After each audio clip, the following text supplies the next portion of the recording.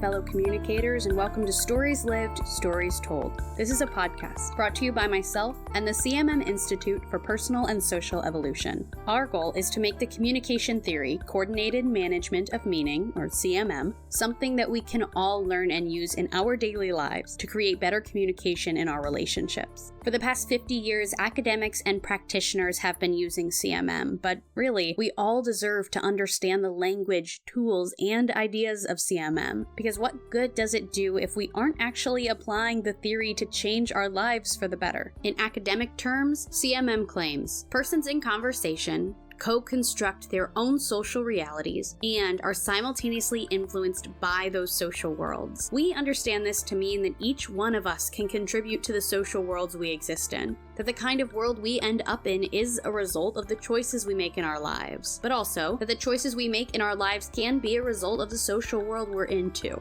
So with that, let's jump right in.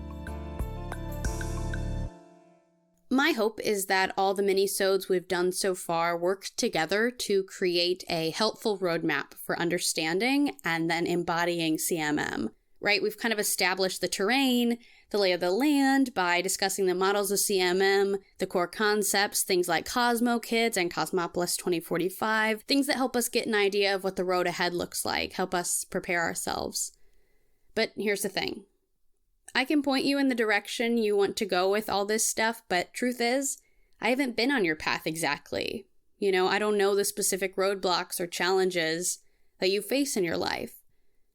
What I do know is that there will be challenges, that's a guarantee, which is nothing to do with you doing something wrong and everything to do with the fact that the work of changing your patterns, of beginning to be intentional, of getting serious about your role in your social world, it's a hard thing. So I can't tell you how to address your exact challenges, but what I can do is help you address how you address your challenges. Okay, this might sound a little meta, but like we've talked about before, this concept of meta communication is really important, so stick with me here. Today, what I specifically want to talk about is the reality of what it's like to try to change your patterns like CMM invites us to do. Even to get to that point is a challenge on its own, because it means you have to go from seeing your interactions as individual or unrelated events to interconnected parts of an ongoing pattern. And on top of that, you also have to start accepting some responsibility for those patterns. Not a simple first step. But we know it's an endeavor that is absolutely worth it for the way it can improve the quality of our relationships and our social worlds and just our whole lives in general. For example, my boyfriend and I both studied communication, and I really do think it saves us a lot of hurt by being able to step back and look at our patterns and share and listen to each other's feelings and experience, and then work together to find a way to change the pattern so it's something that actually works for us and serves us. It definitely takes more mental and emotional energy to do this, as opposed to, sticking with the old patterns or denying patterns at all, but I always find it to be worth it. Another example is that I find whenever I'm able to bring something up with my parents, like if I'm feeling disappointed or they're making a decision I don't understand, and if I'm able to be honest and lay it all out there and then also ask them to do the same, it becomes a lot less scary for all of us. It's like shining a light into the darkness.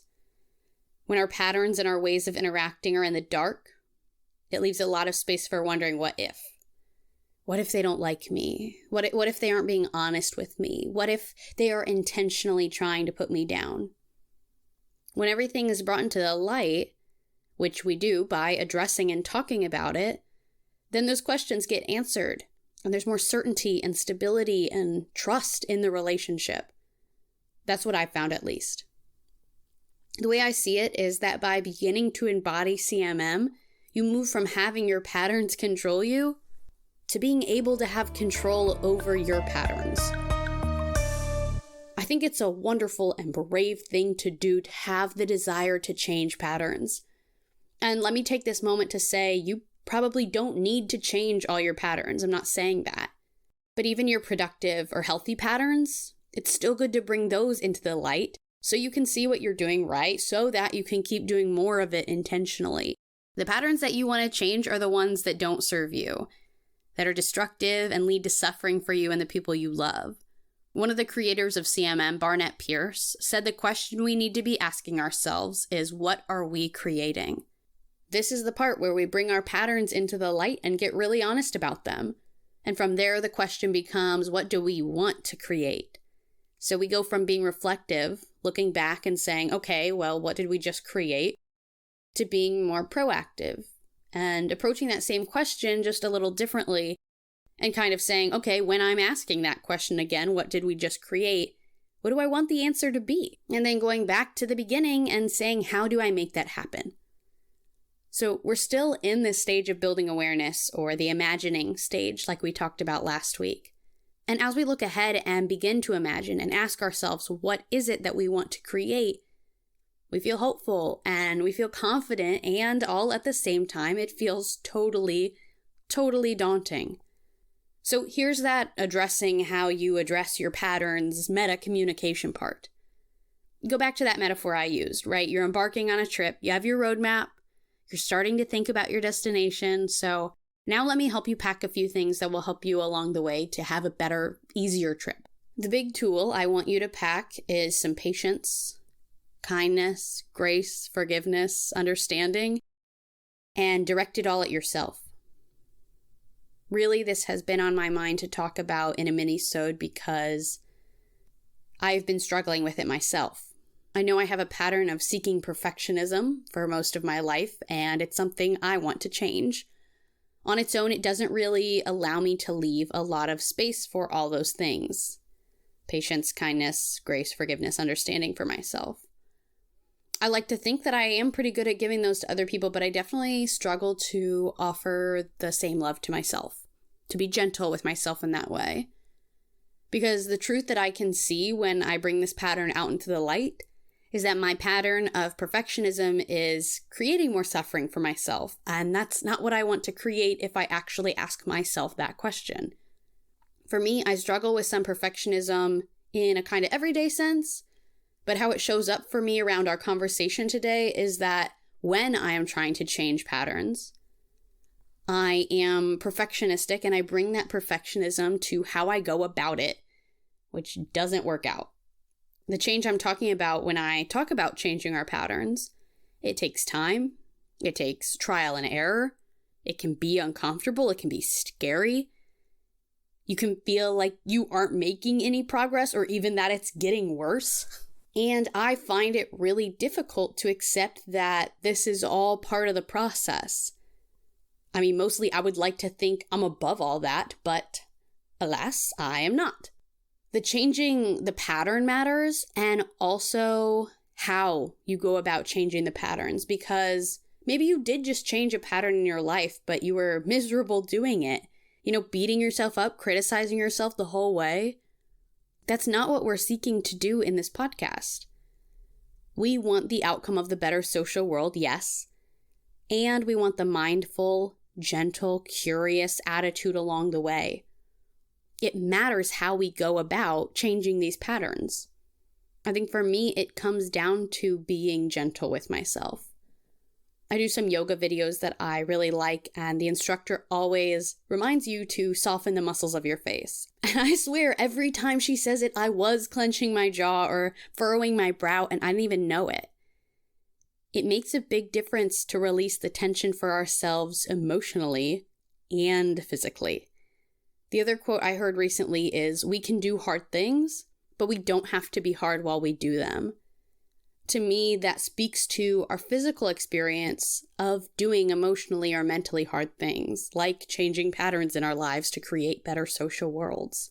Think about it like this. If you are standing rigid, inflexible, tense, then when something comes along, it's more likely to break you, snap you right in half. However, if you are in a more flexible, relaxed state, and I mean this both mentally and physically, then you're more likely to bend instead of break, right? Bend and bounce back. You're more likely to be resilient in your journey to change your patterns. Other person in the pattern doesn't respond the way you want them to when you try to change the pattern? No problem. You're the grass. The wind blows you over momentarily, but you're still standing. You're firmly planted. We get frustrated and fall back into our old patterns? No problem. We're the seaweed. The water is rough, but we move with it. It doesn't break us. Other things in our social worlds distract us from showing up as intentionally as we wanted to? No problem. We are flexible enough and resilient enough to forgive ourselves for that and to come back and try again the next day. The healthiest and really the most productive way to go about changing our patterns is gently and with lots and lots of compassion for ourselves. Let's bring this to our next turn. And as a reminder, this comes from CMM language too. That's all our patterns are made up of, turns back and forth. So we break it down and we move ourselves forward into those better social worlds one turn at a time. So what's our next turn today? Today, our next turn will be to right now, right this second, take a deep breath. Relax the muscles of your face, your jaw, your eyebrows, your forehead. Even pay attention to your shoulders and neck. Release it all. Keep thinking about the flexibility and relaxation of your body as representative of your mental flexibility and relaxation too. Change your mental state by first making some small changes to your physical state. Do me a favor too and think about if you resonate with my experience. Do you struggle to be gentle yourself when pursuing self-growth, or does it come more naturally to you? Either way, think about bringing those patterns into the light and ask yourself how you can start to be intentionally gentle with yourself. Remember, this is a worthwhile path to travel. Thank you for believing that. Thank you for showing up today. Thank you for being curious and mindful and above all, gentle.